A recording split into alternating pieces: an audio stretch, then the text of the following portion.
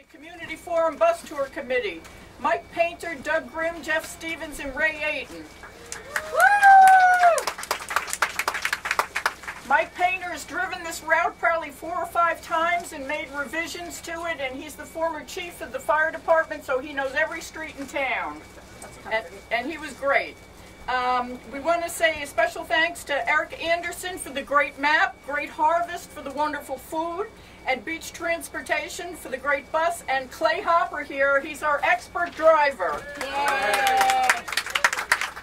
And I'd also like to thank Karen Gasvoda. She's the new program assistant in the Office of Neighborhoods. Karen?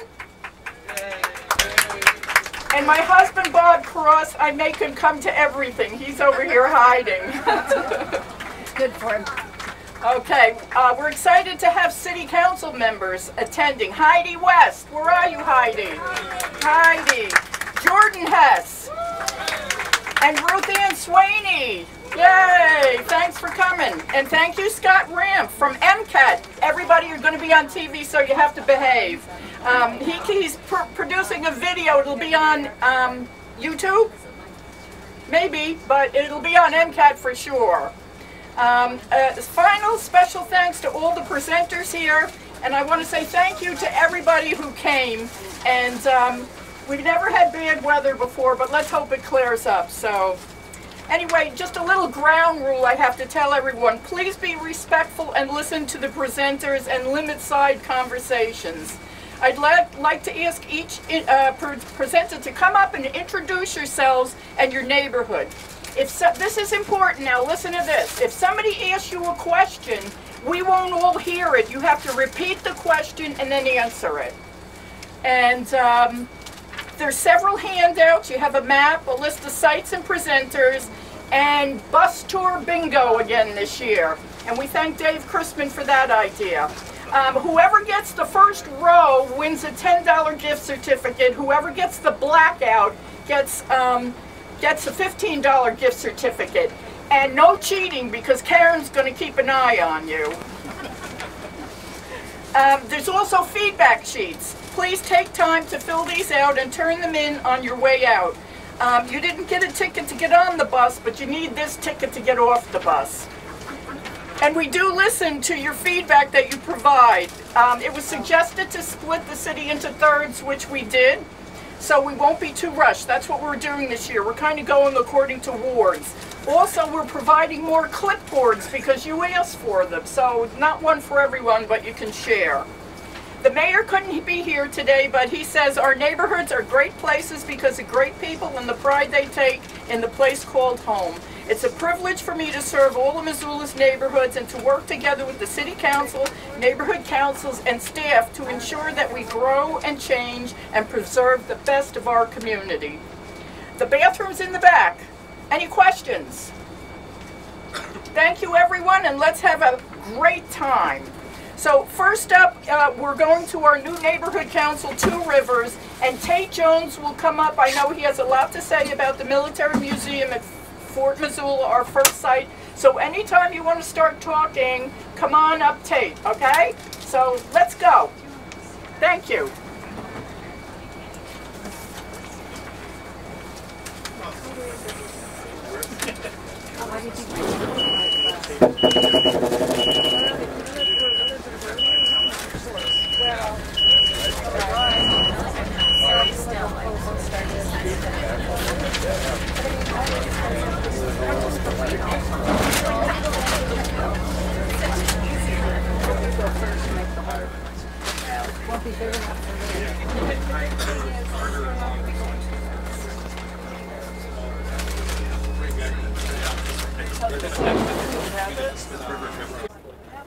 I'm Tate Jones, and I am president of the Northern Rockies Heritage Center at the Fort, and I am also executive director of the Rocky Mountain Museum of Military History at the Fort, and I've been asked to say a few things of Fort Missoula on our way out there and through.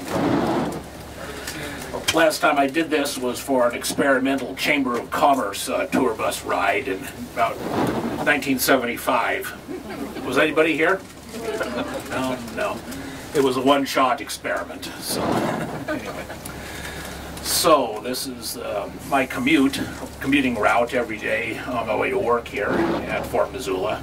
And I did 9 years in Northern Virginia, so this was absolutely no problem to me. The commuting route here, I never see what anybody, I say nobody ever has any complaints about Reserve Street. Go to Northern Virginia and spend 9 years and enjoy what we have here.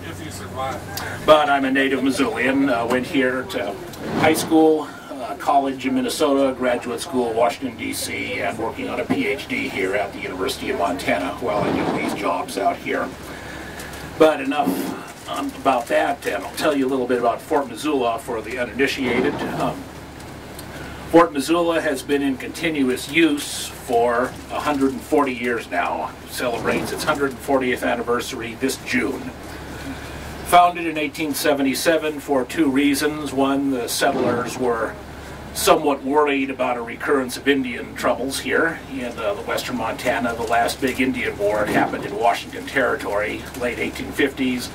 Secondly, the very astute merchants who founded Missoula, Montana, were most interested in the government contracts for feed, supplies, and all that kind of thing that would come with a fort. So legislative log rolling was done, and Fort Missoula was authorized 1876. The local committee here in Missoula put together a welcoming committee for the officers, C.C. Gilbert, and they had plans for him about where he should locate the fort. He was the advance party. He rode through town, deigned to meet them, and put the fort where he wanted, which was west of town here on the Bitterroot River. And he learned that by observations from Macaulay Butte, the big hill you'll see when we come into range of the fort, right below Blue Mountain. So 1877 comes, and 2 companies of the U.S. 7th Infantry from Fort Shaw, Montana, are sent over here to begin construction under the command of Captain Charles C. Ron. It's going to start out as just a small place, about 30 men. And he comes to Missoula here, sets up camp out in the Bitterroot, starts sawing logs, and lo and behold, the Nez Perce Indian War breaks out in 1877, completely by accident. Captain Ron's command is ordered to try to intercept Chief Joseph and the Nez Perce as they flee out of Idaho, attempting to get to the eastern Montana and the Crow Indian country. He calls up about 100 Missoula volunteers to help him. They all march down to the Bitterroot Valley here and up Lolo Canyon, set up a fortification across Lolo Canyon. And the Nez Perce come along. The 2 sides stare at each other for a couple of days, and the Nez Perce shrug their shoulders and march around his barricade and down the Bitterroot Valley, hence the name Fort Fizzle.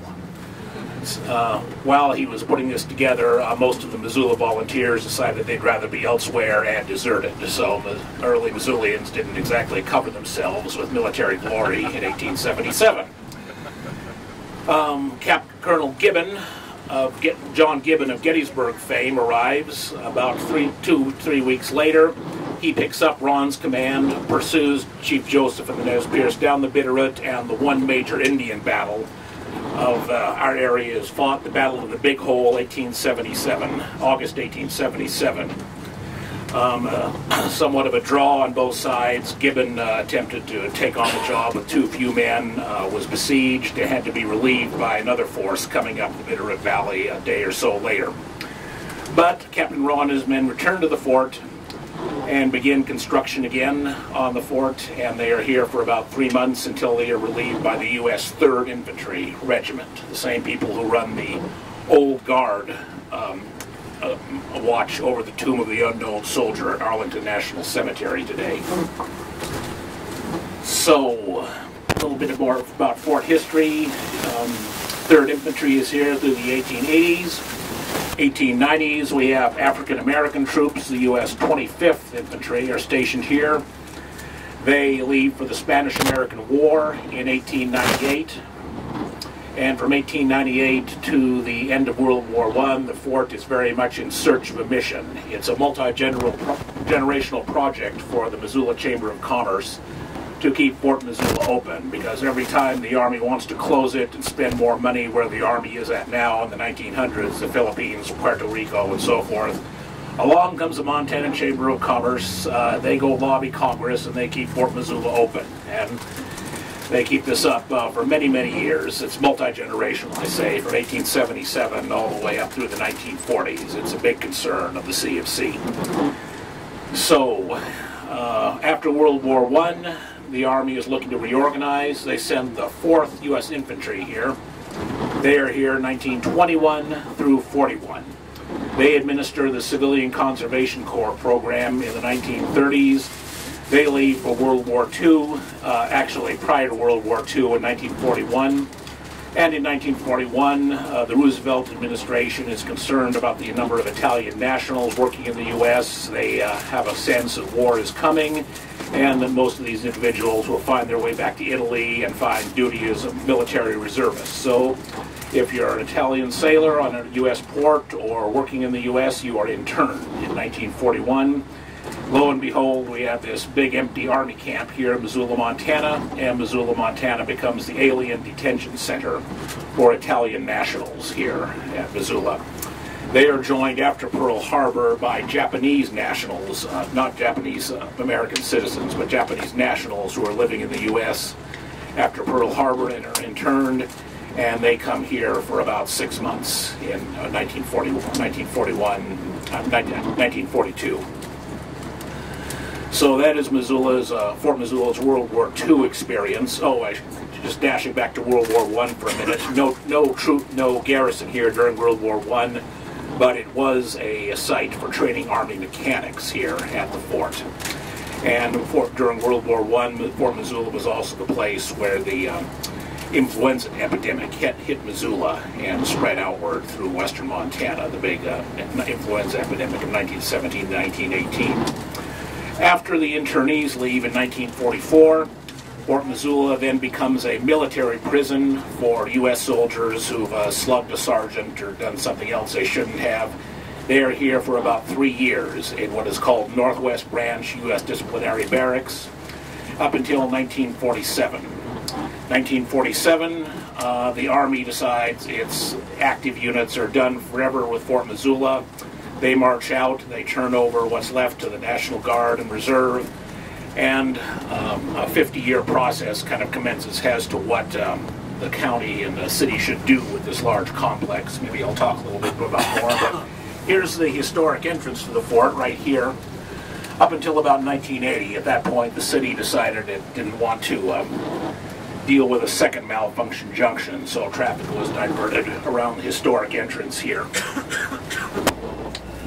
So all this, what you see to your left, was open plain up until about post-1980, 79, 1980.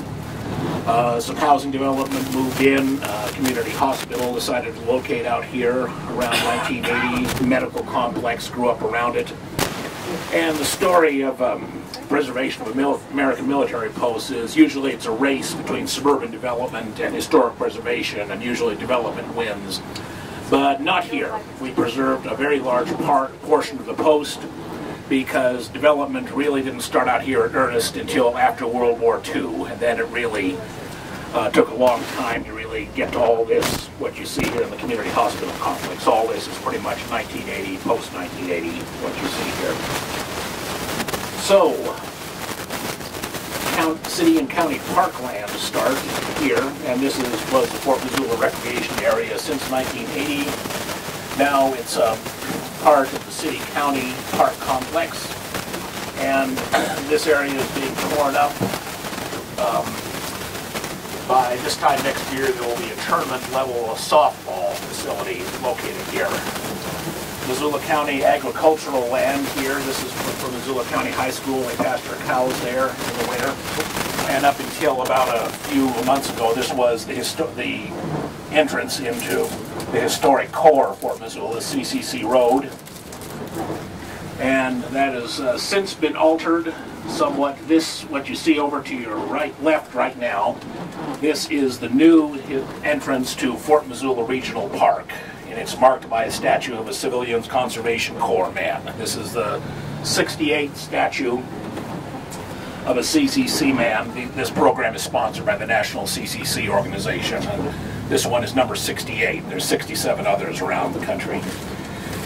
This is the soccer complex, and this should be teeming with activity in May. This is a tournament-level youth soccer complex, and it is expected to bring in a lot of soccer kids and soccer parents into Missoula, hopefully dropping large wads of cash while they're here. But this is one of the nicest I've been told this is, even before it started up in operation, this is one of the nicer soccer complexes in the Northwest, right here. And all this, what you see now to your right, is generally all part of Fort Missoula Regional Park. And traditionally, this was just buffer space for the historic core of the fort. No buildings or structures where the soccer complex was. Over to your right, more of the Missoula County High School agricultural program right here, and Future Farmers of America. And these kids spent a lot of time learning ag techniques and raising sheep, cows, and goats out here. Very vibrant program.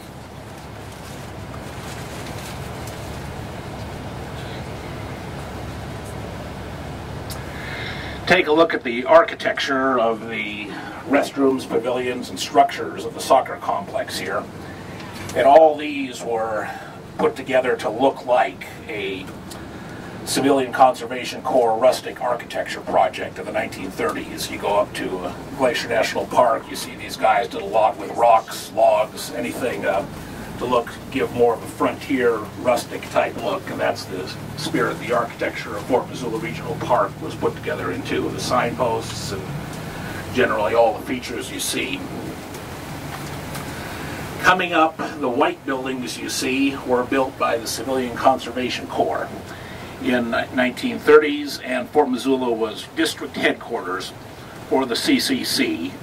And ultimately, around 27,000 men were processed from all over the country, were processed through these buildings to work with the CCC. Fort Missoula District as a whole had 45,000 men on it in the 1930s working on projects. And the CCC buildings today are administered as the Rocky Mountain Museum of Military History. The County Historical Museum at Fort Missoula, over to your right here, this brick building here was built during the Theodore Roosevelt era as an expanded quartermaster's warehouse for the fort. And since 1974, it's been the Historical Museum at Fort Missoula, basically the Missoula Historical Society equivalent here. The Iris Garden to your left has been here since the 1980s and is carefully tended by the Iris Society, and they have a growing season and sale every year if you're interested in irises. The small building ahead of us was the boiler office for the CCC complex. Two guys, see the big chimney? Two guys shoveled coal into a big heater and heated all these white buildings with steam heat, and at one point there were about 20 of these white buildings around here, all used for many have been torn up for scrap lumber after WW2. The warehouse here is what all the CCC projects in Montana were supplied out of. And this building is the Rocky Mountain Museum of Military History. It was Civilian Conservation Corps district headquarters for the 1930s. After World War II, it was a battalion headquarters for the Montana National Guard. And the Military Museum got interested in it around 2000, and we did a complete restoral of the building, and it's now open year-round as the Military Museum. We recently, an Eagle Scout just put in this trail for us over to your left right here, or here to your right, and which runs past the CCC motor pool. And that takes you down to this stone building, dead to your right over here, which was the powder magazine for the fort. And this is one of the two original buildings on the fort, built 1878, and this year we're planning to inaugurate a new exhibit about the Nez Perce War of 1877 in it, and that will be open by June, hopefully. Over to your right, to your left right here, this is the Society of American Foresters and Woodsman's Team Logging Complex. Forestry Days will be here April 29. They'll be demonstrating forestry techniques out here, which is the same day Fort Missoula Regional Park will be open. So we hope to be buzzing with activity on Saturday, April 29, park dedication will be 12 to 4 that day, and lots of food, games, entertainment, good stuff like that. So this green field you see to your left, this was the original site of the first log cabins put together by Captain Ron. To your left over here, log cabins put together by Captain Ron for the original fort, 1877. It's now just an open meadow, but the University of Montana Anthropology Department was doing some archaeology work on it for the last couple of years. So, 1910, we have a very powerful U.S. Senator. He's a friend of Theodore Roosevelt. His name is Joseph Dixon. And he gets a huge appropriation to rebuild the frontier military post. At that time, Officers Row was where that rail fence is now. Kind of rickety old building from the 1910s. So look to your over there to your left, look over there to your right. All this was secured by the appropriation that Joseph Dixon got from the U.S. Congress in 1910 to completely rebuild the fort. All these Spanish Mission Revival buildings here were put together due to his efforts, and so much money was poured into this place, its nickname became the $1 Million Post. So all this building constructed in the 1930s here, this former headquarters building, everything else, and the yellow building, Heritage Hall, right behind it, that's Theodore Roosevelt era as well, 1906. But everything you see with a red tiled roof was built 1910, 1914. State of the art at the time. Steam heat, running water, and it was just a huge step up from what the troops out here had been used to. Very nice homes for the officers here as well. The new post area, as it's called, is today administered by the Northern Rockies Heritage Center. We put all our profits from it back into keeping up the historic complex. We're a congressionally chartered nonprofit. We lease out Officers Row homes to qualifying organizations to locate offices there.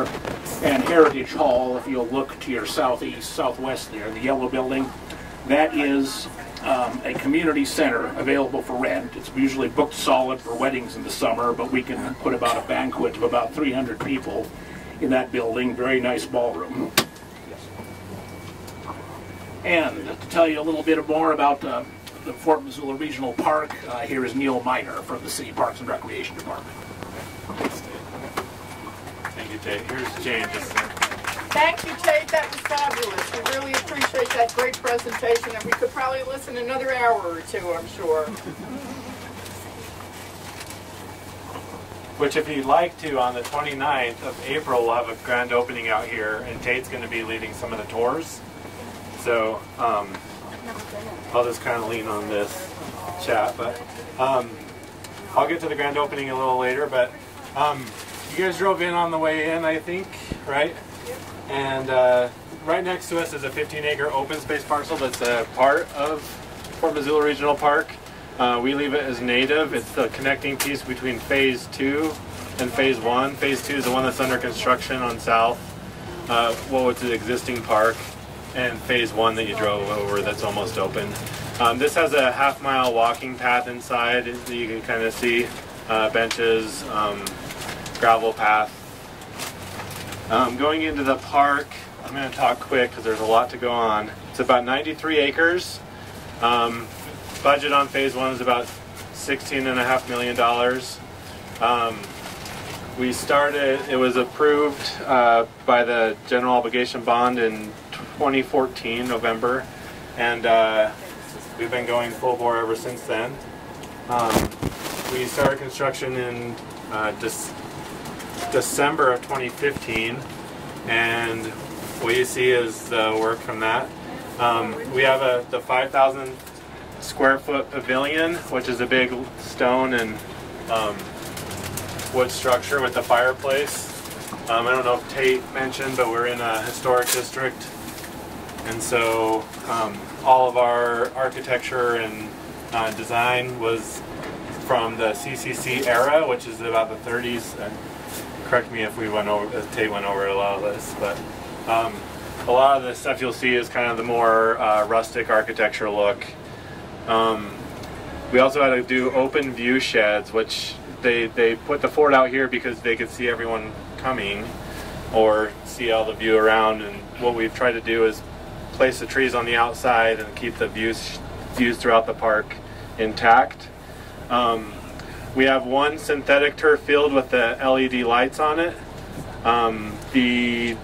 We have 9 multi-purpose fields, which are rectangle fields, and they could be used for anything from soccer, lacrosse, rugby, football, ultimate frisbee. The parking, there's a overlook shelter. The restroom building is hiding behind the big pavilion. We're going for a sites certification, which is similar to LEEDs on the buildings. So it's a green building certification program. We use bioswales. You don't see a curb on this other side. We've created bioswales to treat the stormwater that is coming off the parking lots before it goes into sumps.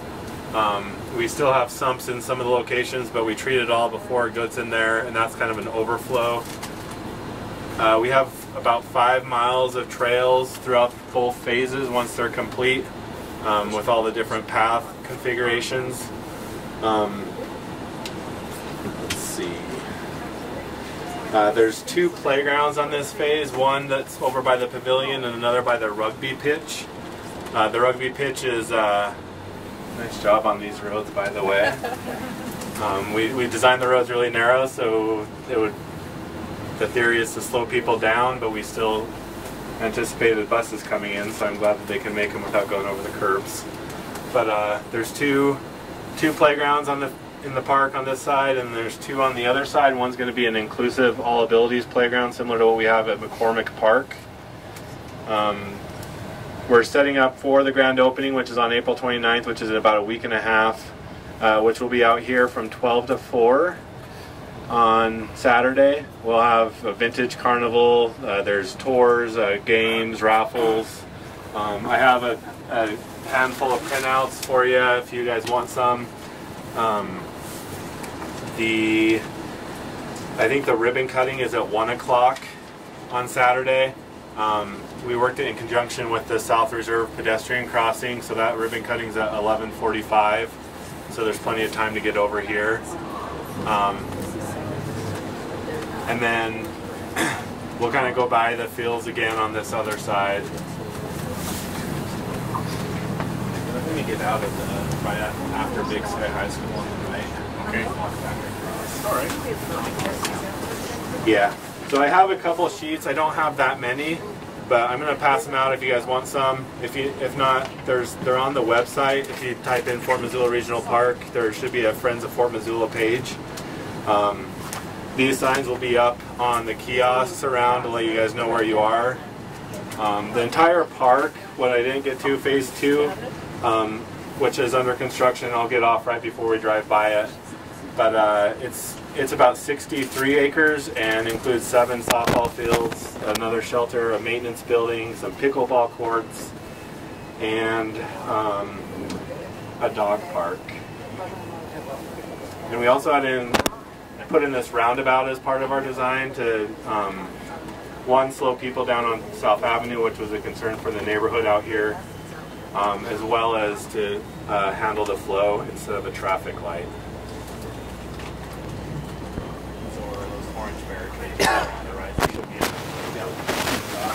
Neil, do all the fields have to be rented or do them open? So the only time they're really rented, the synthetic turf field will have to be rented, but all the other fields will basically be open, like McCormick or Playfair. Some leagues rent them during nights. Kind of like all of our stuff, it's kind of first come, first serve unless it's rented. Is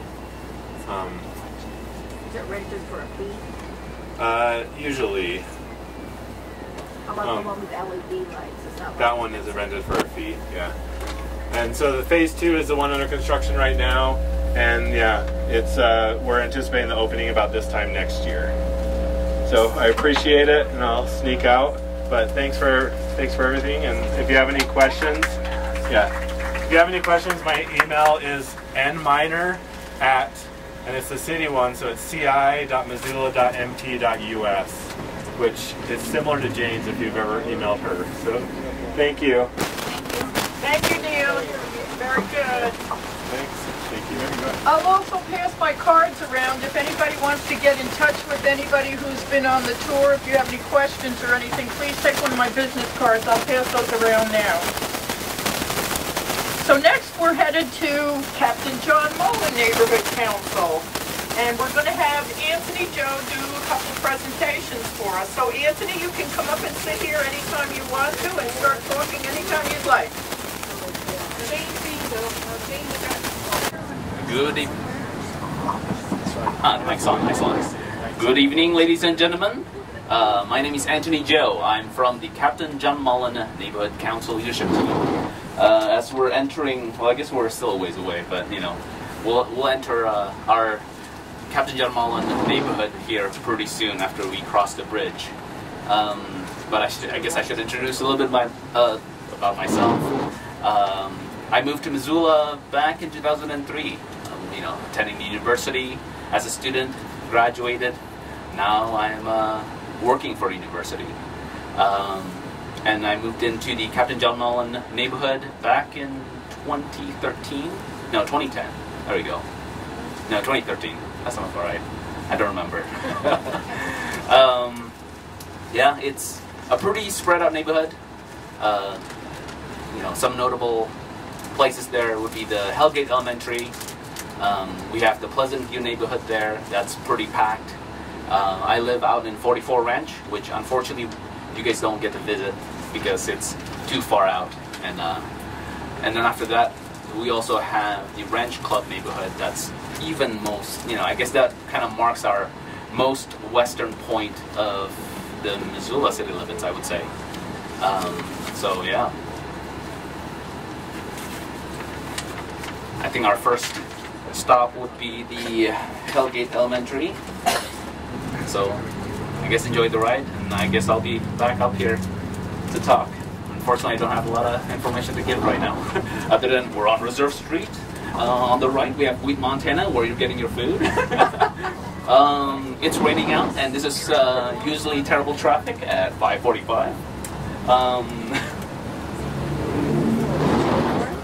And soon we'll be on the bridge.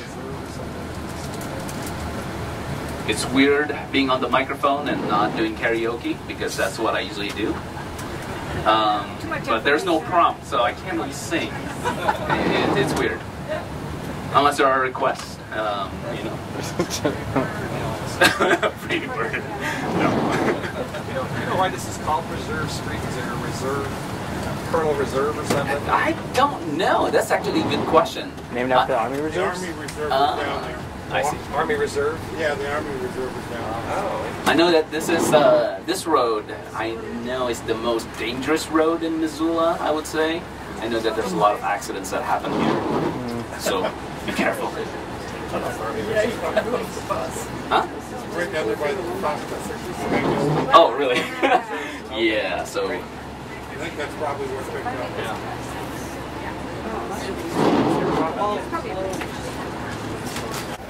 Finally.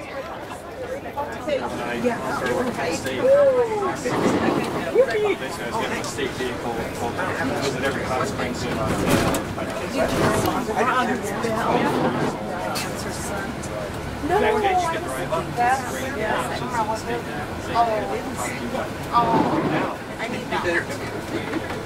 You're not going to get on the front. On your right, you can see the movie theater and Home Depot. You can watch the newest movies, Blaze movies, and a bank. We also now have IMAX, so for people who haven't enjoyed that experience.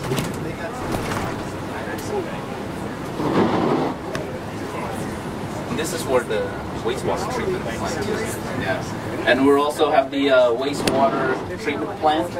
So sometimes when you're driving around this area, you know, it can be kind of smelly. Smelly and cold. Yeah. I think it's gotten better. The smell, I think they've been taking efforts to.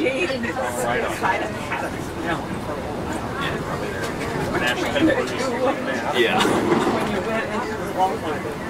And we have the, what do you call the eco-compost thing? Yeah. The eco-compost, yeah. I have to laugh because in year before he sold it, my preschool went out there. Garden City Compost. It's that over there. Oh yeah, right. Yeah, it's Garden City. Sand and gravel. He said he was never going to sell it to the city. And less than a year later, he said, Yeah. It's Garden City Compost. Oh, Garden City Compost, yeah. yeah, it's not available. That's sand and gravel. Okay, and then we're turning into Flynn Lane, and I've been instructed to give a few words about it. sure.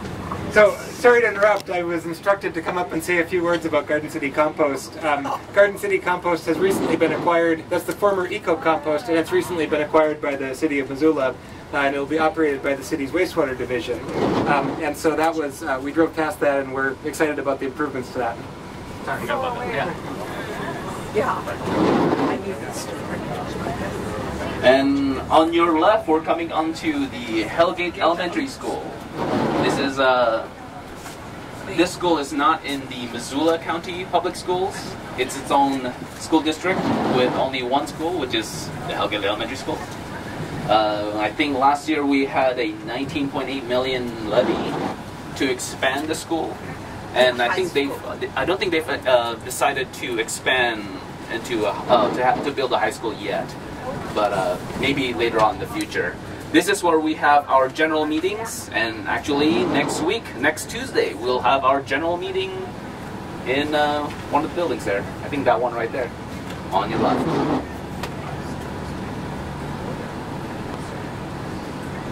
This year. I think there's over 1,000 students, I want to say, over at Hellgate Elementary, so it's pretty big. It's a K-8 school. Yep, and then on your right is the Pleasant View neighborhood. Pleasant View homes. Are there plans for more and more of these large multi-unit neighborhoods on the drawing boards coming into the neighborhoods? What? Oh, in this area, I think this area is, from my understanding, I think it's pretty filled. I know that there's a lot of constructions all over on the 44 Ranch and over on that side. And then there is the big topic that's coming up in the general meeting is actually traffic calming.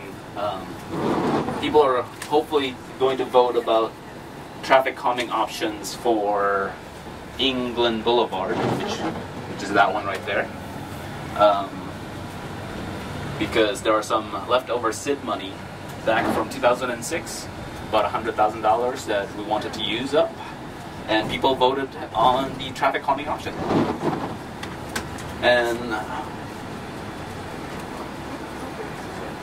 so yeah, hopefully we'll have the decision then. This is the park. Right, yes. And here is the Pleasant View Park.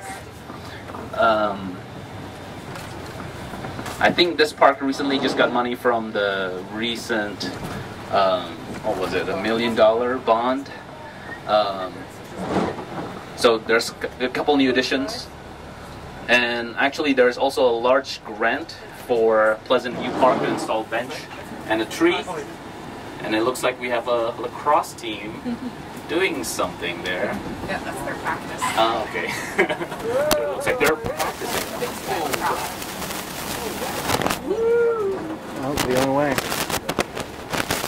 These roads are somewhat narrow.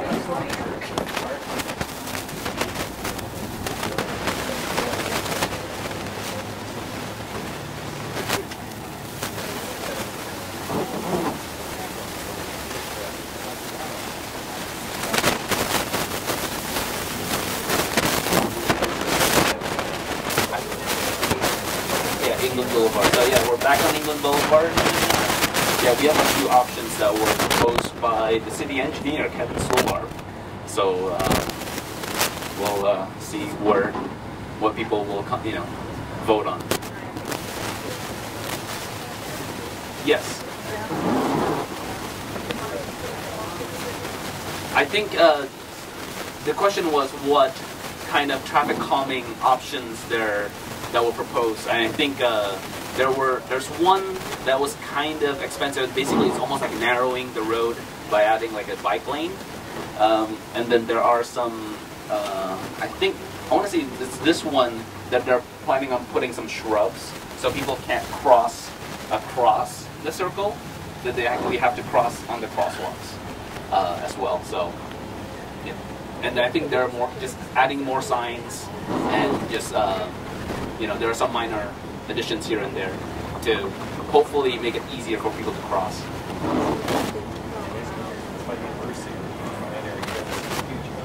Yeah, and that was Pleasant View.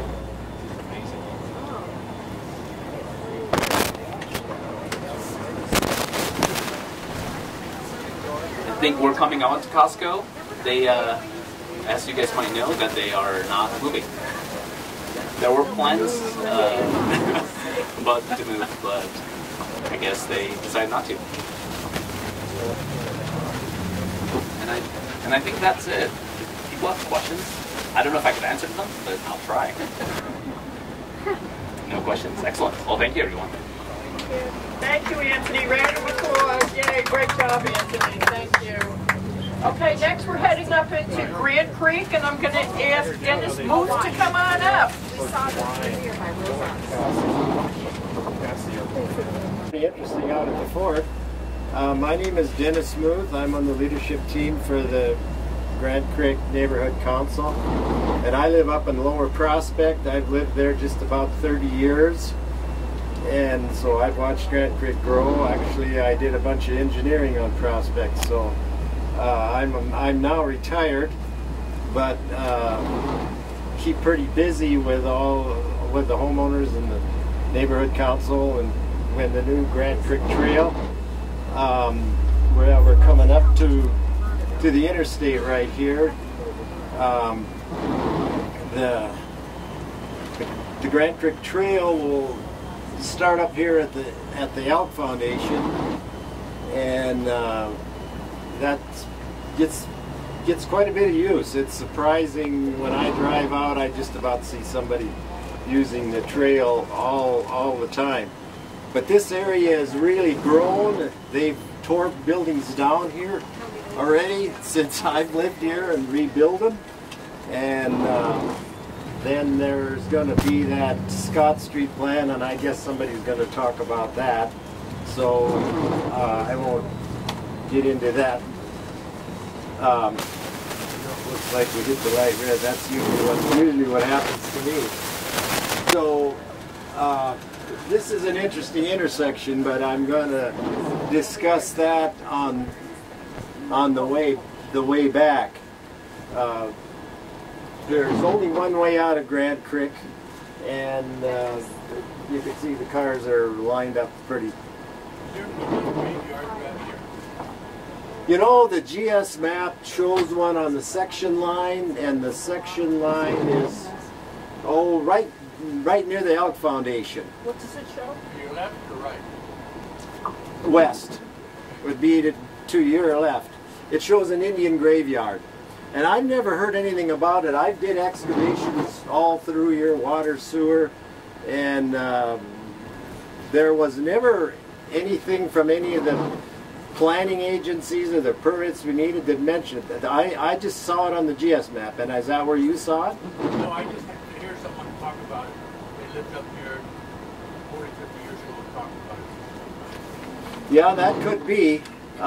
We get this magazine, Grant Creek Living, and right now Gary Marbot, whose family owned the Grant Creek Ranch, is writing some interesting history about it. And I didn't read this month's yet, I just got it yesterday. But they were saying 50 years ago, I think when the Marbots bought it in the 60s, maybe 60 years ago, there was 20 people that lived up Grant Creek past, well, I-90 wasn't here. I-90 went in the 60s. Yeah, it must have been the late 60s when the interstate was built. But there's a lot of history. The Grant Creek Ranch is pretty interesting. It was put together in the 20s. I don't know, maybe some of you people know. But this is what Gary Marbot had in his little brochure, or little thing. It was put together in the 20s by the Cost family, and they had 5,000 acres. They owned everything up to the Snowball Road, and that's where we're turning around. Now we're coming up on on the Elk Foundation up here, and I guess you've all heard of the Rocky Mountain Elk Foundation. And we were pretty pleased to get that instead of about 150 homes. But anyway, the Grand Creek Trail, there's a sign right up here, basically starts, it's right there, Grand Creek Trail at the Elk Foundation. So I'm not sure, we talked about it a couple of years ago, and I don't know. It's new people. This all new people. So it was a trail that, there's the Grand Creek Trail LLC, and they were basically responsible, and then they get it started. It's been going on for over 10 years, and then the city took it over. It's a city trail. So you could see the trail, you can see the trail in there. This is the entrance to Prospect where I live. I just live right up the end of the cul-de-sac. So the trail's on the other side. There just wasn't enough room to put it in right here next to the creek, and it was pretty tough. And this was a tough piece of property to get. We have the bridge in here, and now the trail runs right along. This is the Marbot, Charlotte Reed Marbot, the lady that brought all her folks here. This is her memorial, and well, it was a bird sanctuary. I forget what they call it now. It's just a preserve. But the trail has got benches up here at Glen Eagle. There's a bench, and we got some funding from, what is that program that you might... The Neighborhood Project Fund from the Office of Neighborhood. City Council gives us $20,000 every year for neighborhood projects. And we're happy to put in mud mid stations and benches and trees and all kinds of things for the neighborhoods. If all you have to do is ask. So the trail was a great amenity for the folks up here because, yeah, there's pretty much all the deer they're laying down. This road is narrow. There's no room to walk or jog, or even for bicycles. That's dangerous. So, and we did get the TSEC, or well, I can't remember which federal money was used on this trail, but the trail was built in two. It's going to be built in basically 3 phases. So. This is all the city part, and the city maintains it. Now we're going to come up here. I guess you're not going to be able to see it. There was a fire up here last year by the power line, and I don't know if you remember. They were evacuated people, but they got on it pretty fast. These homes, it's right over the hill here. You could see where they dropped the retardant, and the trees are all brown. But it took me a while to be able to find it, but I don't think you're going to be able to see them. I'll show you the power line. So what happened, we had a windstorm probably last July or August, knocked the pole down, and the wire came down and started a fire. And so they had the road closed, and some of the upper people had to evacuate. And one trailer burned up. There was a trailer near there that somebody was living in, an RV vehicle. So yeah, you can't see it. Now this is where you can see it right here.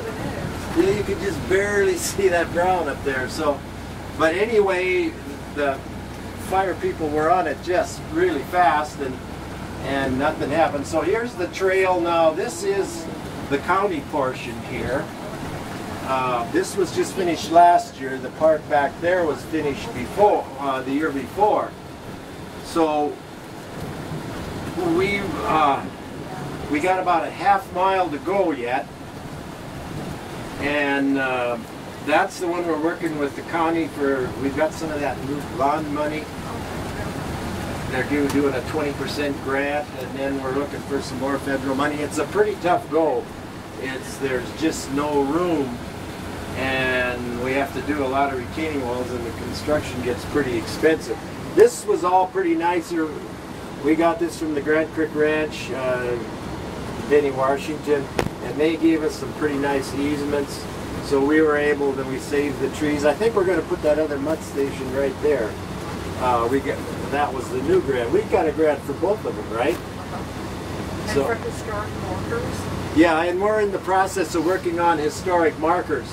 And that'll be great. since we can get some of this history about the Grand Creek Ranch. So we're still all in the Grand Creek Ranch, and I didn't show you where the main ranch was. I'll try to do that on the way back. So this is where the trail ends now up here presently, but we just got this last little piece to go.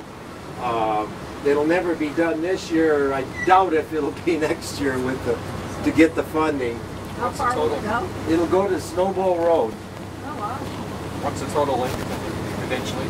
I think it's around 3 miles. I think we're 2.5 now around. The foundation. Yeah. So I should know. Let's see, did they have 4 sections? But anyway, I think it's going to be 3 miles. Yeah. So yeah. So you can just see here. There's a narrow road right away, and lots of trees, and the houses are so close. So it's going to be a real challenge.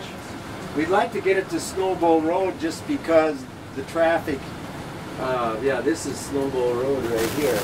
So the traffic kind of dissipates. I guess you folks probably know it's about a mile or so. There's the ravine trail that goes over into the Rattlesnake. It's fairly new. The Forest Service was able to get some right-of-ways. That'll connect over. Yeah, there is. Oh, I guess you couldn't hear me there. Yeah, the ravine trail is about a mile up, farther down Grand Creek Road, and it goes over into the Rattlesnake. It's neat. It was built by the smoke jumpers. So we went straight on the road before we turned. You hit it. Correct. Correct. Yeah, it's got Forest Service signs, and there's a little park. And I've hiked it a couple times. It's probably more mountain bikes than road bikes. There is mountain bikes on there. Yeah, it's you got to be careful because they'll just zip right up on you. So, oh, I'm not sure where we're going. I'm going to go turn up around. There's a bigger turnaround up here. Oh, yeah. Okay. So we're not. I guess we're not going all the way to Snowball.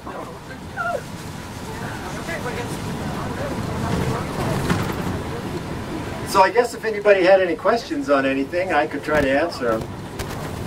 We're probably back here. This road is pretty nice. Did you want to say something? Oh, yeah, it's pretty nasty. Our neighborhood council meeting, the next one I think is May 17th. We're going to have somebody from the fire there talk about fire, and you could look down here and see these houses. And everybody, the DNRC is pretty concerned if there was a fire up in these trees here, there wouldn't be much you could do. I mean, they're trying to get people to clean all pick up a little bit and make a little spot around, but it's and you know, people like to live in the trees. Oh, this is a nice tree. Yeah.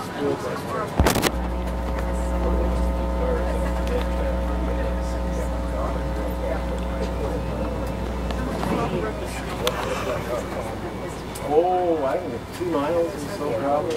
It's a good road. They rebuilt it. In fact, I don't know if I've been on it since it's been rebuilt. I don't ski, so...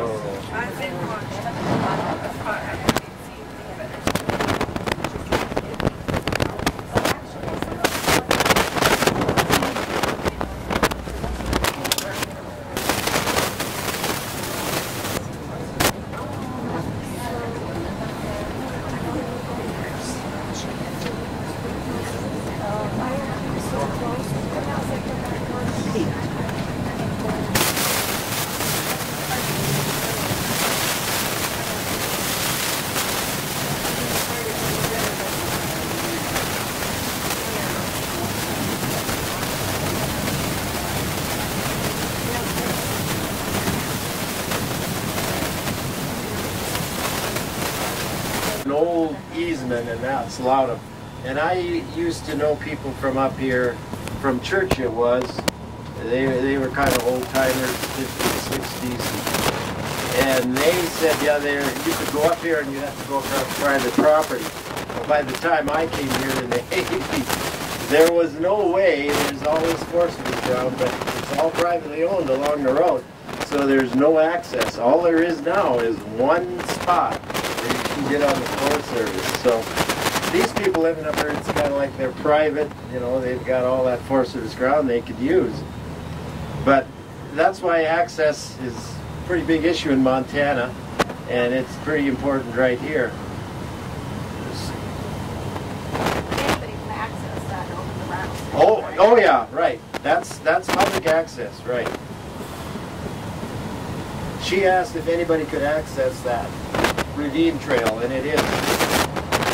They worked pretty hard on that. I knew one of the county surveyors, and he actually found that easement. So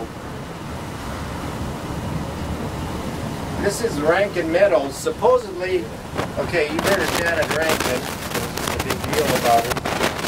Jeanette Rankin, right? I get those two names mixed up. Anyway, I guess she was born. The ranch is, you can't really see it. We'll hit this road over here. But her cabin where her folks lived was supposed to be right at the ranch. The Grand Creek Ranch, the one that Dennis Washington has. So this was all ranch meadows, and it was a working ranch until about 1980. 79 or 80 is when they start selling it off. And there was supposed to be a lot more homes up in here, but after he bought it, then everything kind of stopped. So the ranch is back in there, and that's where they keep their bulls, one of their barns. But it was a beautiful ranch. It had irrigation, and Bert and I actually maintained the irrigation ditches because we have water features in Prospect. A pond, and we use the water, and one of the ditches now is used for the dog, Alpine dog. They have a doggy daycare, what my neighbor calls it, over there above Wheelers on the interstate, and they use the water for a dog pond, so the dogs can go swimming. It's pretty neat, I guess. So whose house is that big mansion? that's from the Legion. How come I can't think of his name? Dirk Visser.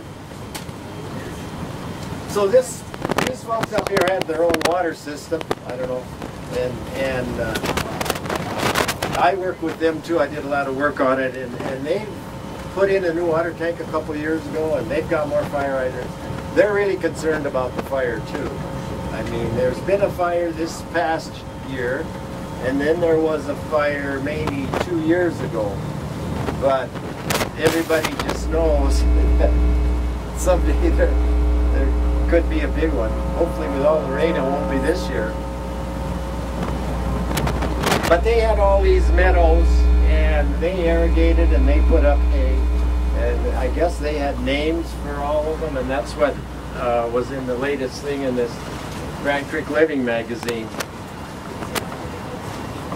So we get people on the trail, we get bicycles, we get three-wheelers, elderly people with the big bikes, and kids with strollers. Well, actually, I used to take my granddaughter up here on the three-wheeler. And then, so Prospect, the one block, didn't have ADA ramps. It was too old. So I'm involved with the homeowners too. So we just had ADA ramps installed on our block, and last Saturday they had an Easter egg hunt. The Grand Creek Living magazine put it on, and it had over 100 people there, over 100 kids, lots of them. There's a lot of young families that live in our subdivision. So it was pretty neat to see them ride down on their little bikes and people in their three-wheelers. So we're pretty well all up, we got the trail, we did some landscaping, some trees. Our homeowners is pretty active. We have our own park that we keep up. So everybody likes it up there. We're just kind of off the beaten path from, and we have bears, and we have lots of deer, and every now and then there's a mountain lion. Yeah, right. Yeah, I had a bear in my backyard a couple of years ago. So we're coming up here to one of our things that we're really working on, the neighborhood council, trying to get the city and NDOT to what we've got here. Is, you can see it, we've got one lane feeding into three. So when everybody goes to work, they can be lined up clear back there. So we're trying to get, they got an agreement, it won't be in 17, maybe 18. So what we're trying to do is get 2 lanes that would feed into that Reserve Street and one free right turn lane. But it's, God, I can't remember, is it $250,000 or it's quite a bit of money, but we've been trying for it for quite a few years, and it seems like we're getting closer. There's more traffic all the time. You know, there's a new motel over there. There's lots of motels, and so it'll be nice when it gets done. Who knows though when. Well, I guess that's all I've got, unless anybody has any question. Okay, let's have a round of applause. Thank you, Dennis. Great job. Very good. I'm walking back. So the next place we're coming to is in the West Side neighborhood. We're coming to the Scott Street Village, and David Edgell is going to meet us at his project. But in the meantime, we're going to have Genevieve, Jessup Marsh, and Heidi West. Would one of you like to come up and talk about things until we get there? Came out of that mouse, and they... Here you go, Heidi.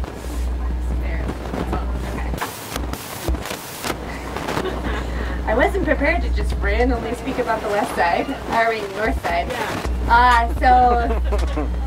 North side. North side. Scott Street Village is in the north side.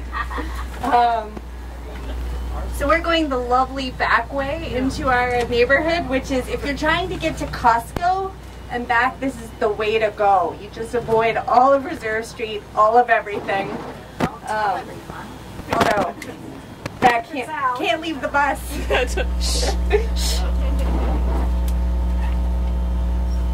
We are in part of a new urban renewal district that was just recently approved, that ranges all the way from Reserve Street to Scott Street. One of the biggest projects that's happening right now is the new Consumer Direct building. Consumer Direct has almost entirely moved into this new building, and I believe they're having their ribbon cutting ceremony on May 9th, is my, if I remember correctly.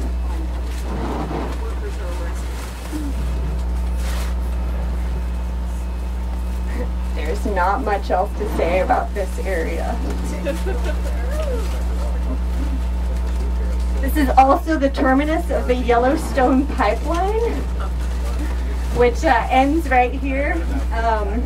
And all of the jet fuel and oil, and I'm not sure what else gets pumped through it, actually gets loaded onto rail cars right here and taken west out of town, and then it's fed into another pipeline. I'm not sure where, and then distributed further out. Where is it? Thompson Falls. The bus driver knows. Thank you. And Spokane and Moses Lake is what Doug says. Yeah, the Edgell. We're stopping at the sunshine.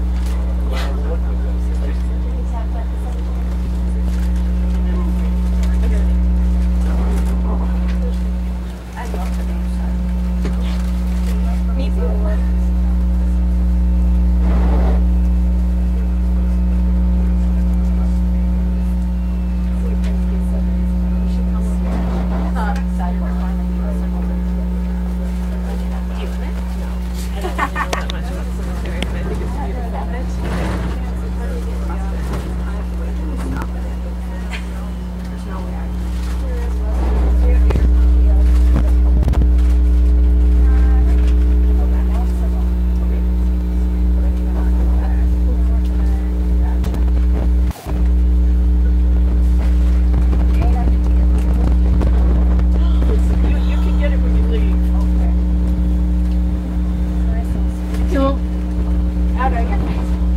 be passing the Missoula City Cemetery here in a moment. It'll be on, this is confusing, on the left for all of you.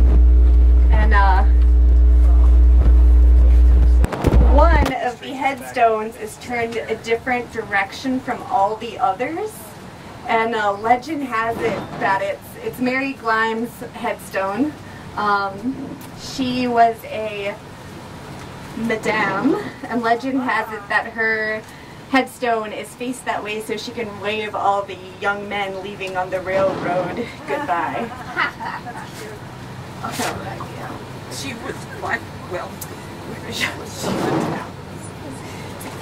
profitable business, I guess. She just invested one. yes. This is a lovely place to come take a walk. And just, there's also a, oh, where? Oh, there it is.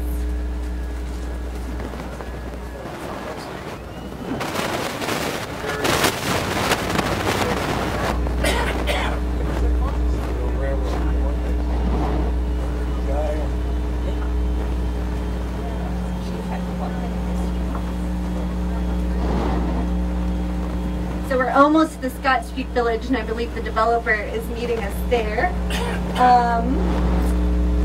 So one exciting thing about, maybe, I don't know if they'll talk about it, but it did have a bunch of buildings on it when he started this whole development process, and they were, almost all of them were deconstructed, which is, I don't know, it's exciting. Do you remember the name of the business that was here? No. Clausen. It was the Clausen site. So the White Pine Sash site is a little bit further north or south. So this area actually wasn't contaminated, which allows it to be developed more quickly. They had to do something with them. Maybe I'll look at like on here.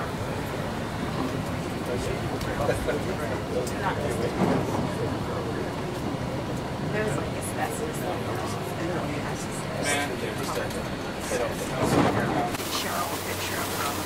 Oh, Cheryl. Hi, thank you for coming. My name is Mark Edgel, and this is David Edgel. This is our newest subdivision, Scott Street Village. We have two phases here. The first two are some homes and townhomes. We've got 5 townhomes behind you here in the first phase, and then the rest are going to be single family down this side, and then again on this side. The second phase is where the red buildings are. We're going to be starting that infrastructure in about 2 months, and that'll be, you have that number? Oh. 18 townhomes and 6 single-family homes in that second phase. Are they standalone townhomes? Oh, they what? Standalone townhomes? Yeah, these are the townhomes. Yeah, They're duplexes and triplexes. Yeah. Could you repeat the question and answer? Yeah, she had asked if there's standalone townhomes, and there's duplexes and threeplexes. A mix of them in the second phase and first phase. In the first phase, there are 5 townhomes, which are right there, and 23 homes, which this is as far as the first phase goes, where the last house is being built. There's one more foundation not built on yet, and then that will match coming back the other way with single-family homes. And then the second phase has 18 townhomes and 6 single-family homes. On the third phase, which continues down almost to where Republic is, there's a total of 9.8 acres here, and the final phase is about 65 apartments. So there's just about 110 units on a little under 10 acres. Are there any green design elements you're putting into the neighborhood? Yeah, so we've used green elements is what he asked in the homes. What we have is we're using high efficiency electric water heaters. They're about 98% or so efficient, and then 95% efficient furnaces. And a lot of people have been selecting, air conditioning, and which is fairly standard. Insulation, we have R50 blown in the ceilings. and R21 bats in the walls with R19 in the basement walls. Yeah. Parking? In the backs of every home is a 2-car garage, and then along the street as well. There's no off-street parking anywhere around the outside? No, there's no off-street parking. Any other questions? Where are you going on your tour tonight?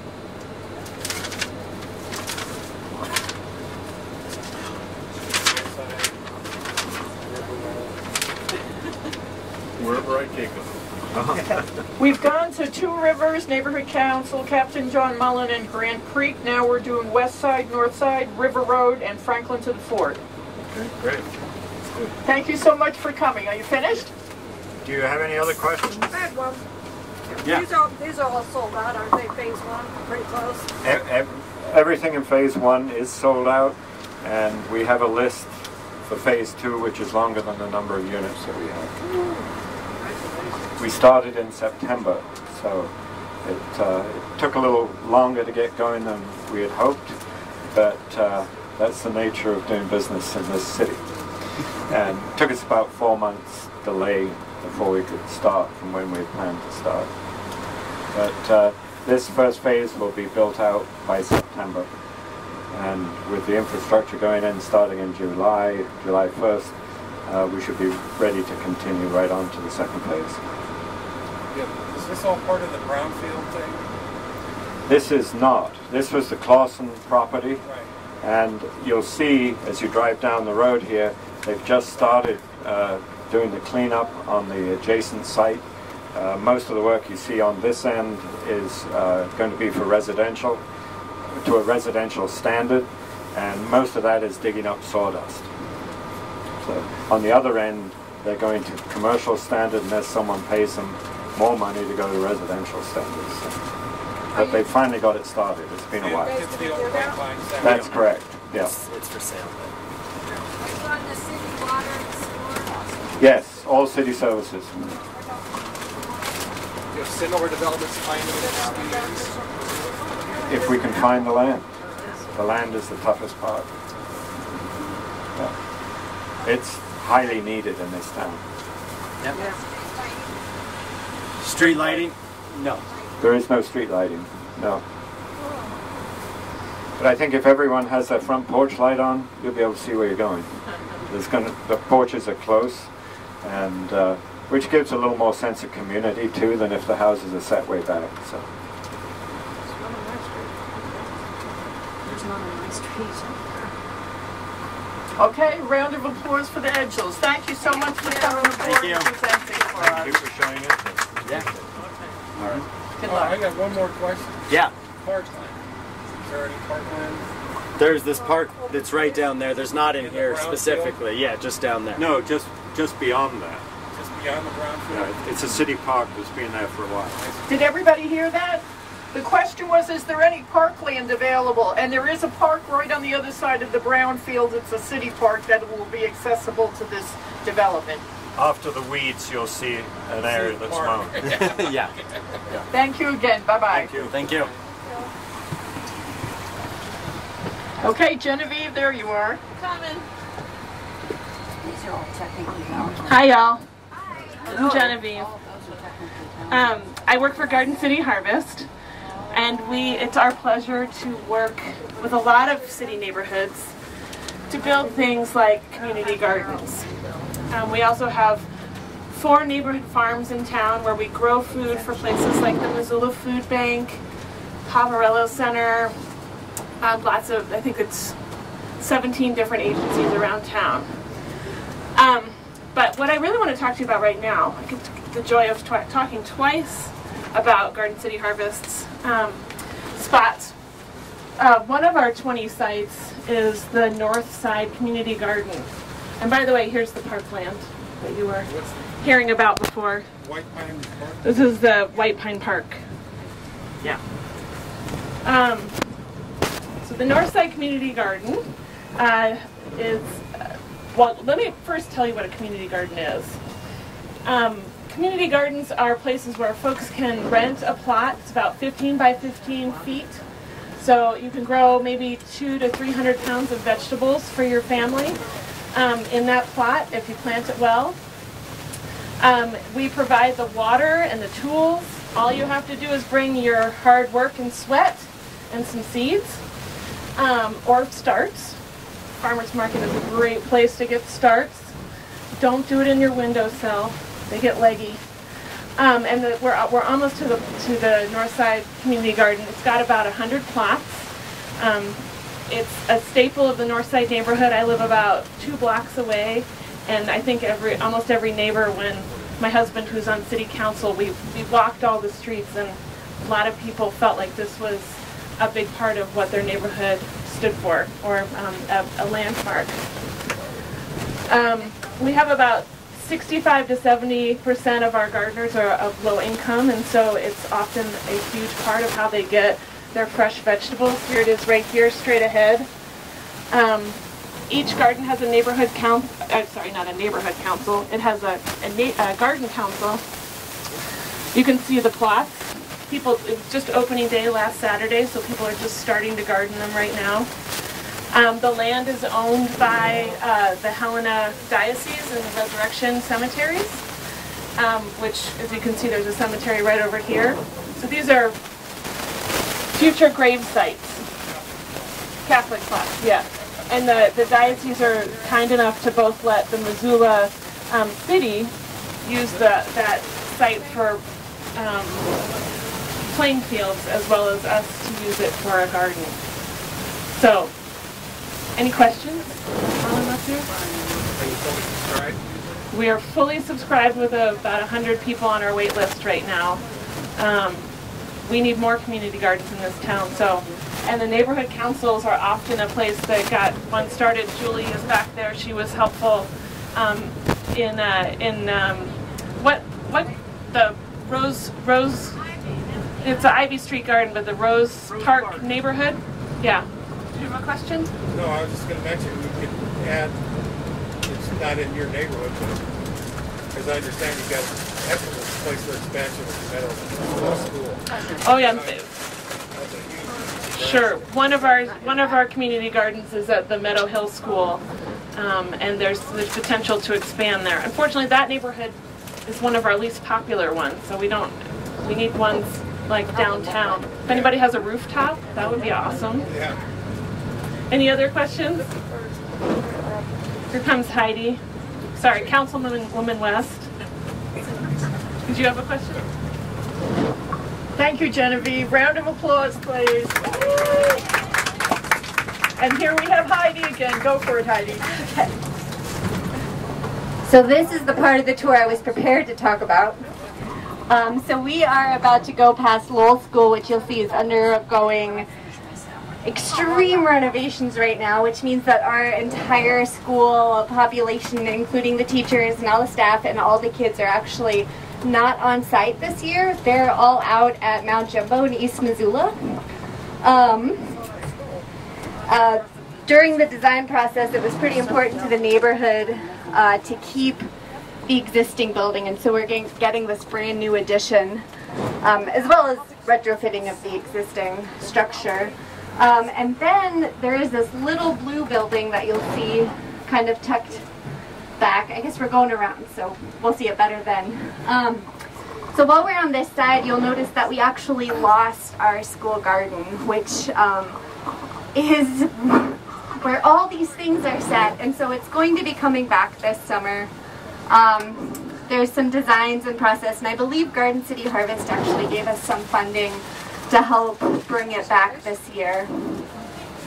And this is supposed to be done in August. It is on schedule, and I'm so excited to be back in the neighborhood.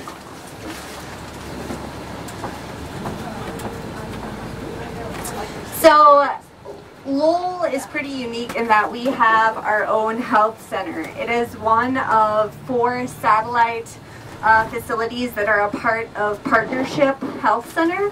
It is the only sliding scale partnership overall, with all of its satellite, is the only sliding scale medical facility for people in our community. It includes anything from like basic doctor's visits to mental health to prenatal care to dentist visits.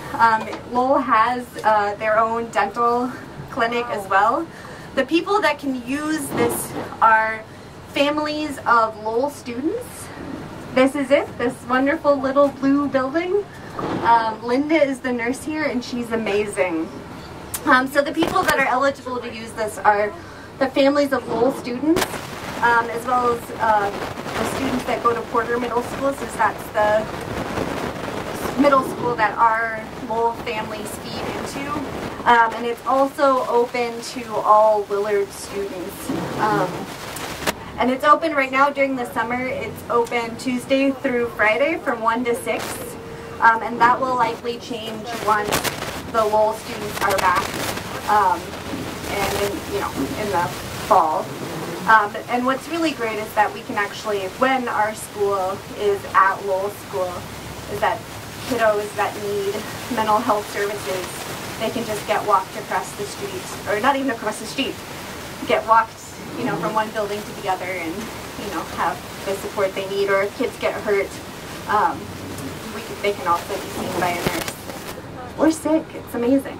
All right. Do you guys have any questions? Oh, one more thing. It was started by a federal grant that was specific to school-based health centers, and it was the first in the state.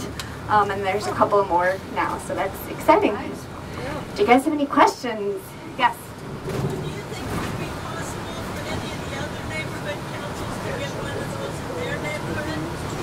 So the question was whether it's possible to get those in other neighborhoods.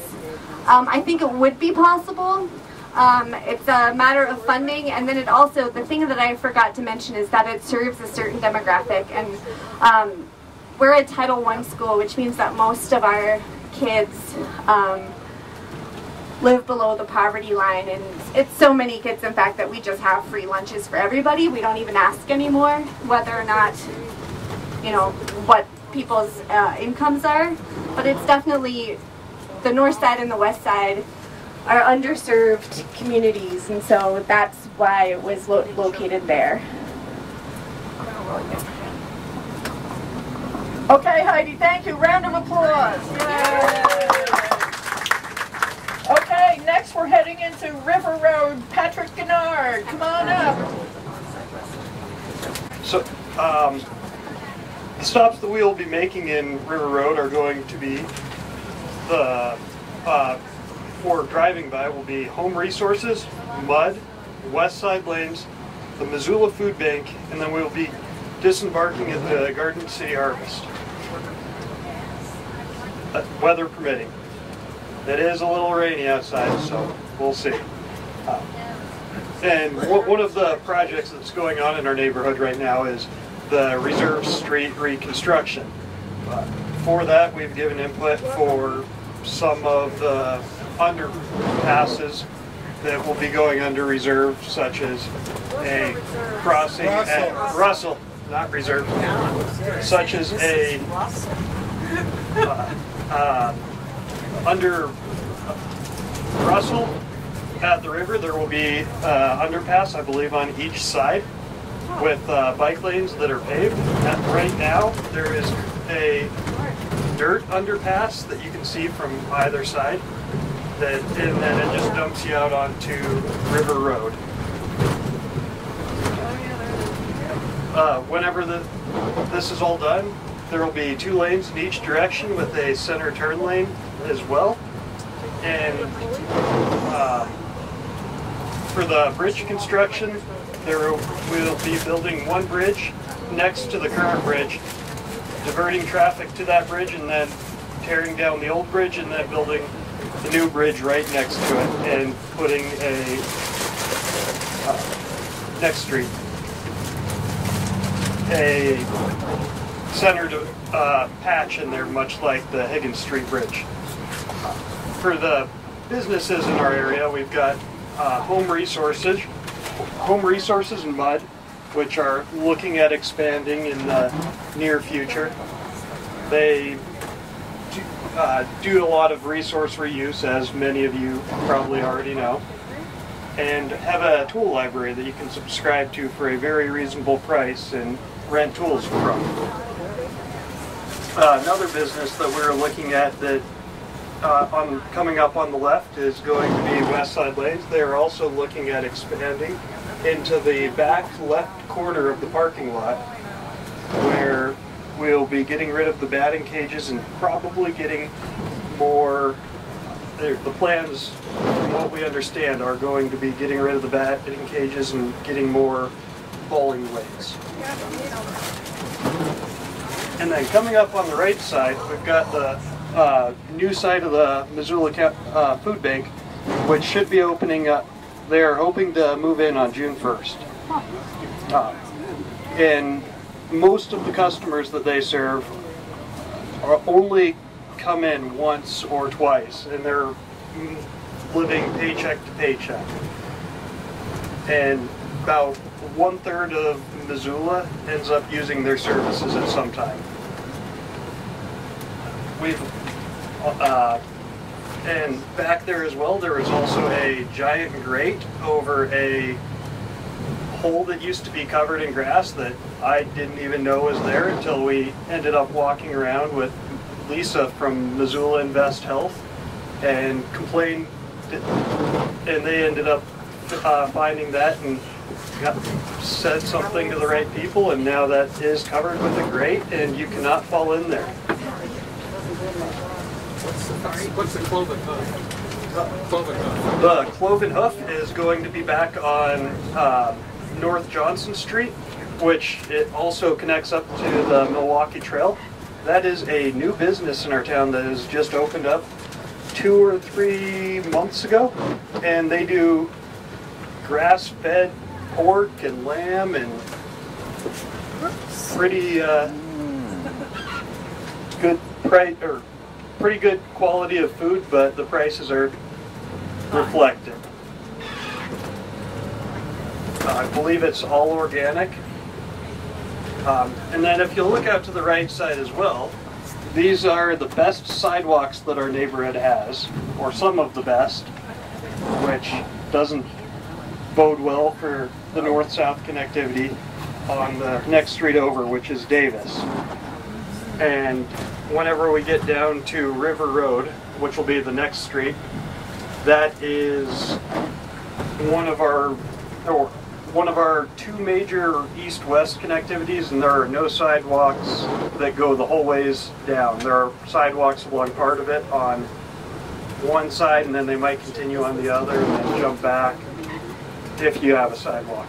So that has been one of the priorities of the neighborhoods to address, if the residents actually want sidewalks or if they do not. And weather permitting, we will be stopping at Garden City Harvest. Thank you, Patrick. Round of applause for Patrick. Yay. Genevieve coming back up? Genevieve's very popular today. Shoot.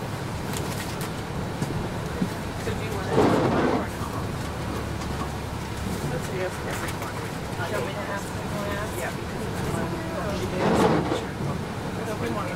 Can you stop when we get there so we can look at it to see if we're going to get off or not? Let's ask everyone. Where is it? Where is it? It's right here. It's right here. Yep. Yeah, I've got a perfect place to pull over here.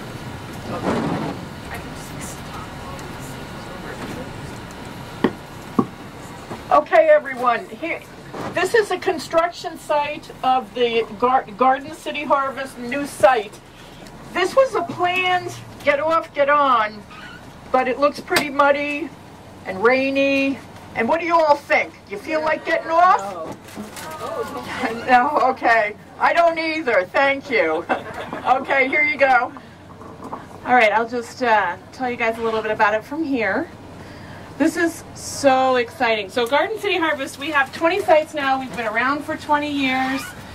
We do farms and gardens, as I said before.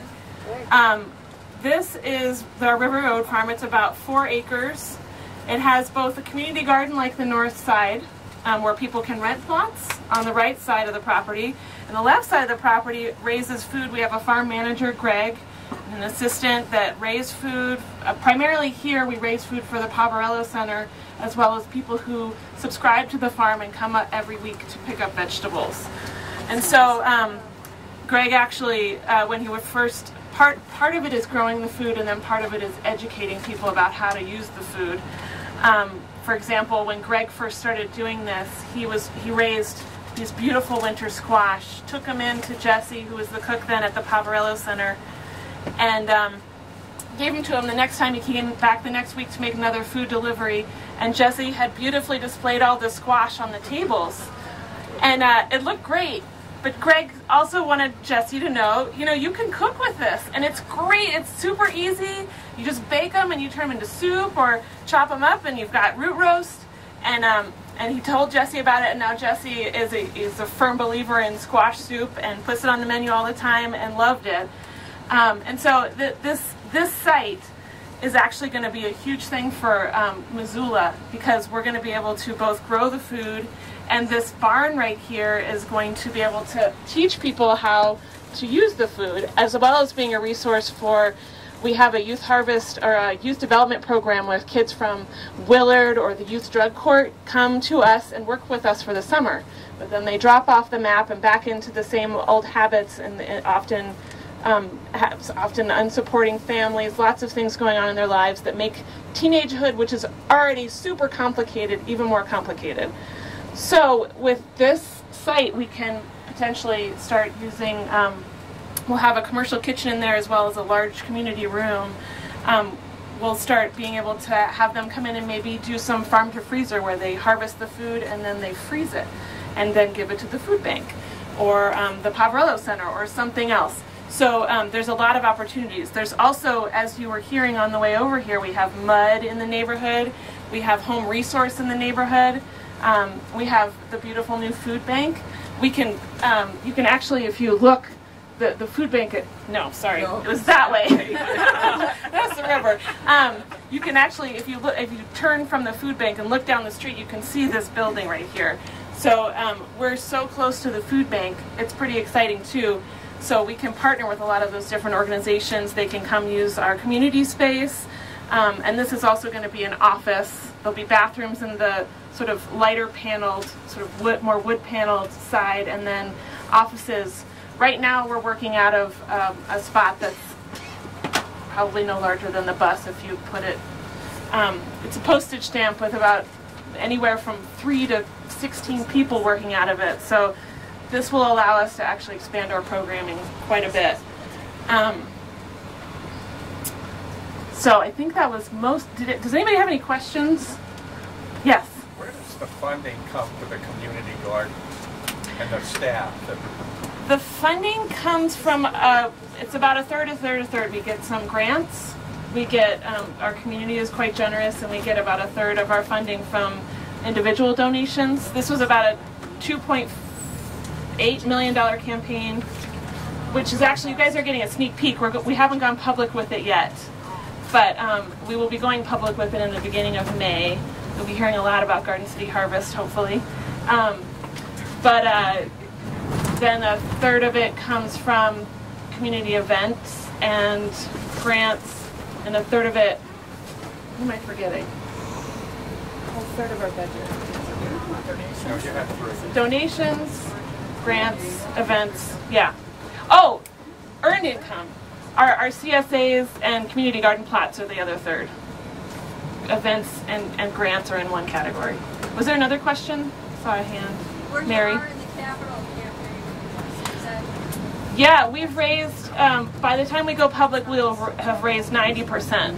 So we're almost there. Yeah.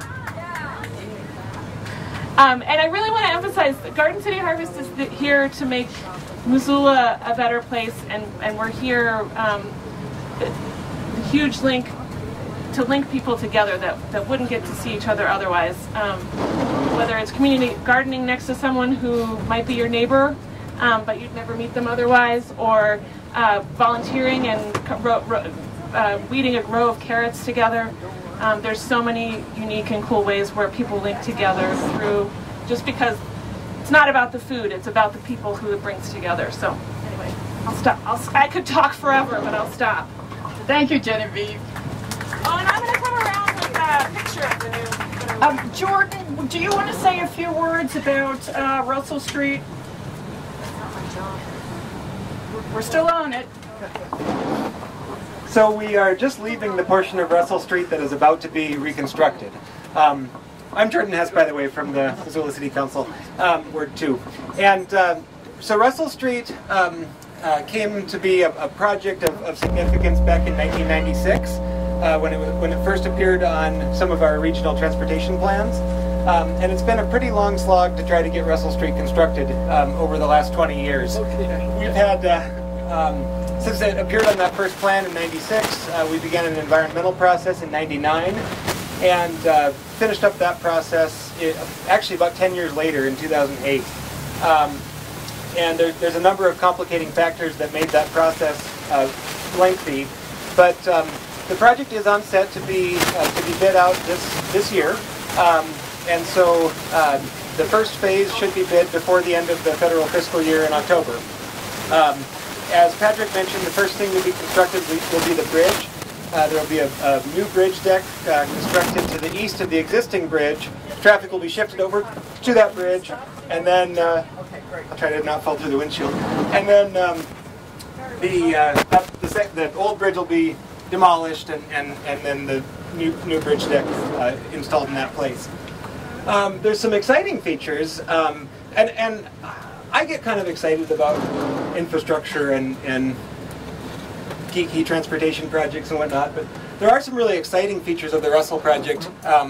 There's some really innovative bike lane facilities similar to North Higgins. These are very safe compared to other on-street bike facilities. And those are a relatively new design that Missoula has been fortunate to be able to try out. There will also be grade-separated trail crossings. So there will be a crossing underneath at the Milwaukee Trail, and then eventually there may be a grade-separated crossing down at the Bitterroot Trail. That's about it, really. Any questions on it? Can you say whether the west or east side is going to take out more of the boulevard? Oh, yeah, it's on the street. On which part now? When they're widening Russell or putting in the third lane, whatever they're doing. Oh, so when they're widening Russell, where will that come from? And I'm not actually sure. I know the right-of-way negotiations are almost complete. I believe it's more off the east side, but I'm not completely sure. Patricia, do you know the answer to that? Yeah. Is it east? Mostly east? Yeah.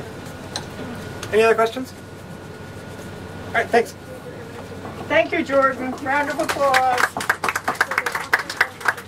Okay, the rest of Franklin to the fore. Tim Streets unfortunately wasn't able to be here, but Matt Loomis, come on up. You've got the rest of it.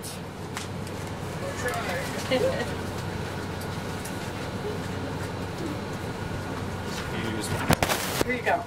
Let me see if I can get my sea legs going here. Okay, so I will be Tim, and Tim is a man of a few words, so I will say a few words about the 8th Street Pocket Park. It is behind me. I'm doing that right. To your front, to my back. All right.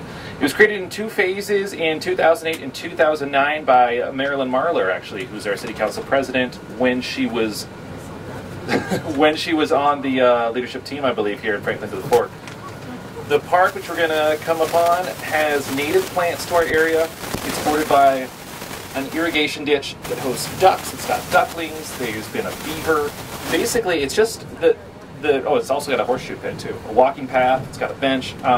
It's not as big as a cemetery, but it's also a cool place to take a nice walk to. And it's got I don't have a dog. Sorry, what is it called? The mutt. It's got mutt mitts also. So, and deer are urban deer. Love this place. The cool thing is it didn't really, in fact, it didn't cost the city anything. It was just open right-of-way where the streets never crossed because there was a ditch in the way. So Marilyn and I'm assuming some other people had this great idea of let's do something pretty with it. There's a bat house, there's a bee box, there's interpretive signage. Marilyn hosts a cleanup day once a year. Tim, I think, mows the grass patches.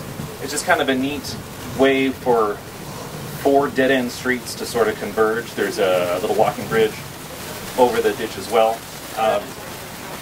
And it is, if you look exactly forward, there we go. So it's a stretch. It goes from these folks' house. I mean, this essentially is whatever street this is, and then 8th Street would cross. It just didn't. So it was just open ditch area. This is a really great way to use the small unused space in your neighborhood. This is something that I know my leadership team's looking at, not just in the northern part of Franklin to the Fort, but further south, kind of between Reserve Street and the mall. Trying to find some unused spaces. We know Missoula loves to have streets that start and stop and start and stop. So it's a good way kind of to get free land, whether you're putting a playground or a park or just something that's kind of open spacey. And what's the next thing? The next thing I'm supposed to do is Franklin School, right? Yeah. Okay. Were there specific questions about the Pocket Park? All right. Seeing none. We're coming on Franklin School, which is I'm super excited about. I didn't go there. I don't have kids who go there, but this is my neighborhood. It's really awesome. You guys all have a handout in your cool bus tour stuff. Much like Lowell School, believe it or not, this is actually on target. And construction projects don't happen like that. So this is really cool. The entire school, with the exception of just to your left, you see the bricks circa 1960 or so. That's the gym cafetorium that they decided to leave in place for financial reasons. It made sense. They're basically just building around it and adding everything else that's new. Some cool stuff about Franklin School. The first school that was here was a 2-room wooden structure in 1904 that's actually still in use as a house back on 5th Street and Russell Street. But in 1916, Franklin School was built on top of what was Daly School. So the former Franklin School, at least the first part of it, it was built in pieces. In fact, the most recent piece actually was built in 2007, and that was knocked down too. So it's a 100-year-old school. I've got a brick from it on my front porch because who doesn't want a 100-year-old brick? It's being replaced, it's being modernized, it's being updated. What I can tell you is the parents I've talked to, the principal I've talked to, everybody I've talked to is just super psyched. Kind of like North Side, West Side, this is one of the most underserved neighborhoods in the city. We're on the one street that has sidewalks, so we have a lot of families in need. Franklin School is also a Title I school. It's really nice to see that it's I think the 2 schools that needed it the most in Missoula are getting brand new schools. It's really awesome. And one of my cohorts back there, Brad May, who's on the leadership team with me, he actually substitutes at Franklin School, which is at Jefferson School this year. So they were also displaced.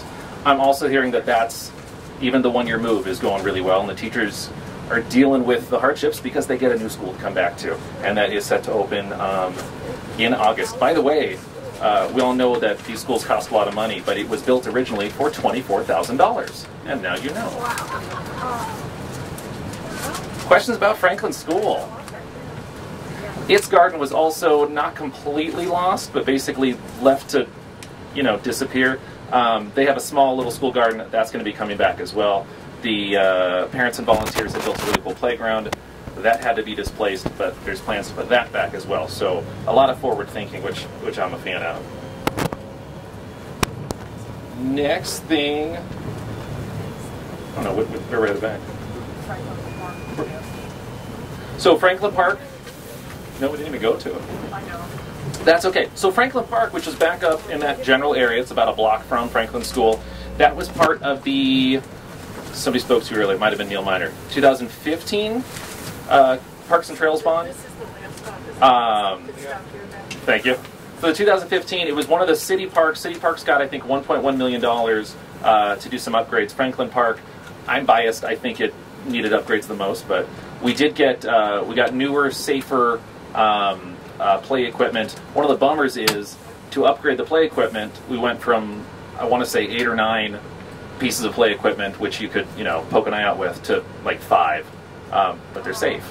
So now we have, it's a lot friendlier, it's a lot better place. It's just improved in general. We got a splash deck put in the past 15 years or so. Its bathrooms are functional, which is a lot to say for a park. It has sidewalks. And then this happened so long ago, close to 2 years ago, our neighborhood got it designated a national wildlife habitat. Okay, which I believe was the first city park.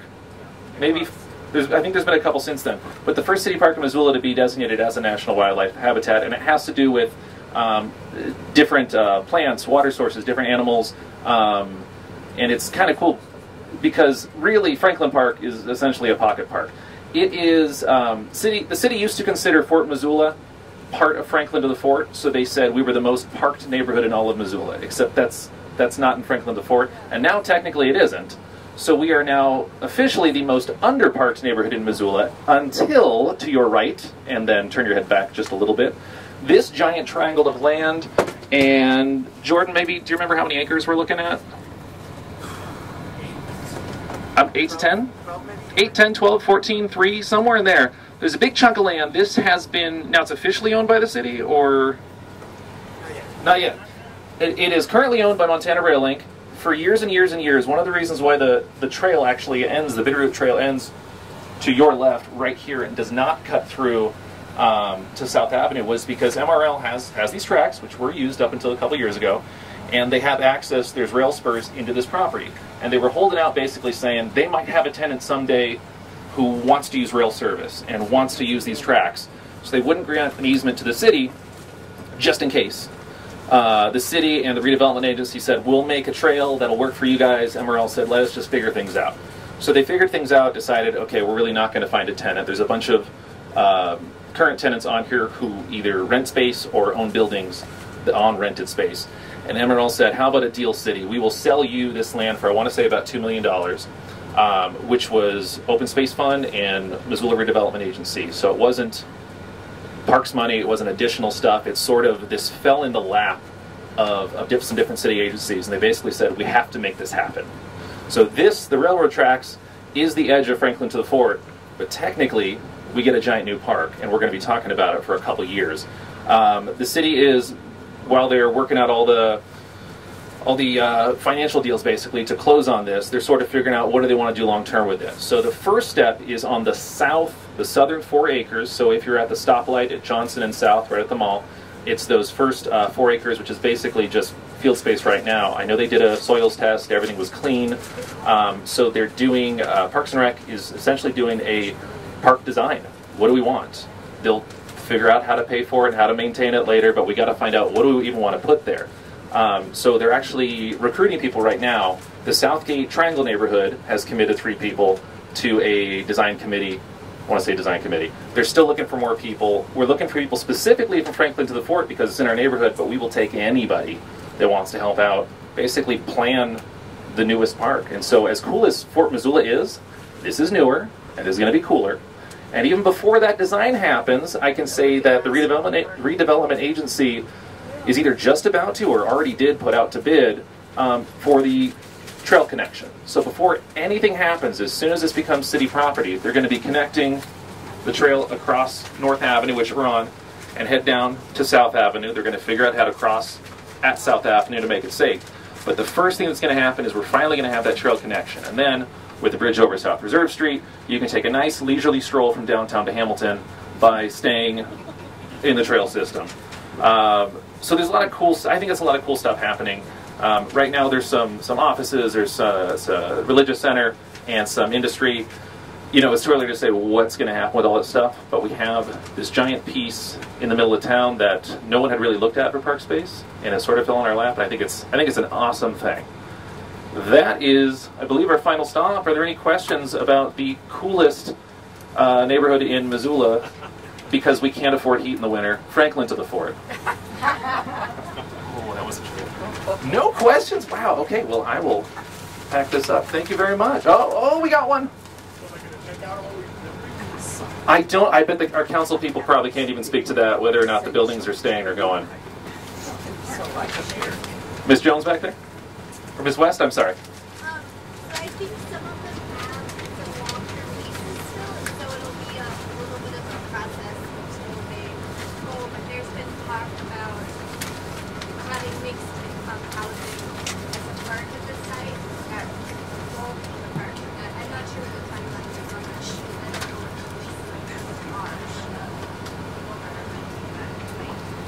And for those that couldn't hear, there's each of the tenants, and I know there's at least 3, there's probably more, have different leases. I think in most cases, or all cases, they own the building.